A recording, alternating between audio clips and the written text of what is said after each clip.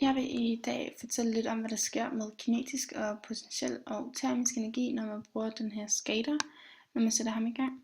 Og når vi sætter ham heroppe på den her bane, så kan vi se, at den potentielle energi, den er lige med den totale energi.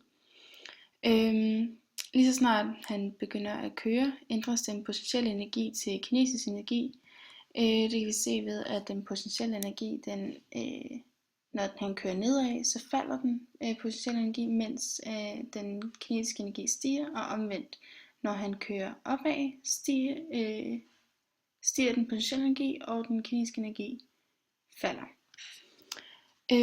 Hvis vi kigger på formlerne for kinetisk og potentiel energi herover, så kan vi se, at det giver mening med, at når han kører ned ad bakken, så falder den potentielle energi, fordi at højden her, den falder dermed også. Og samtidig, når han kører ned ad bakken, så stiger den kinetiske energi, fordi at farten, den også stiger. Farten stiger, og dermed stiger den kinetiske energi, og omvendt, når han kører op ad bakken. Hvis vi så kigger på, hvad der sker, hvis vi øger hans masse, jeg øger massen her, så tager den helt op på stor, så kan vi altså se, at den totale energi, den stiger helt her på toppen. Og det er altså fordi, at hvis vi lige kigger på de her igen, der er både masse med i formlen for potentiel energi, og masse med i formlen for kinetisk energi, og dermed vil de altså begge to stige, og dermed vil den totale energi også stige.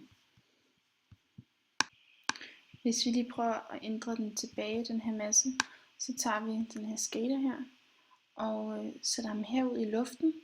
Og der kan vi altså se, når han er her i luften, der er den potentielle energi, den totale energi. Og så prøver vi at slippe ham her og se, hvad der sker. Og der kan vi altså se, at når han slippes, så falder den potentielle energi samtidig med, at den kinetiske den stiger. Og det er som sagt fordi, at højden den bliver mindre, mens farten stiger, når han går nedad. Når han så rammer jorden, bliver den kinetiske energi omsat til termisk energi, og den kinetiske energi den er så lige med 0, da han ikke længere er i bevægelse. Når skateren rammer jorden, vil hans temperatur også stige, og dermed skabe den her termiske energi. Det vil altså sige, jo tungere han er, og jo hårdere han rammer jorden, eller så bliver, altså jo tungere han er, og når han rammer jorden, vil hans temperatur altså stige endnu mere, end hvis nu hans masse havde været mindre.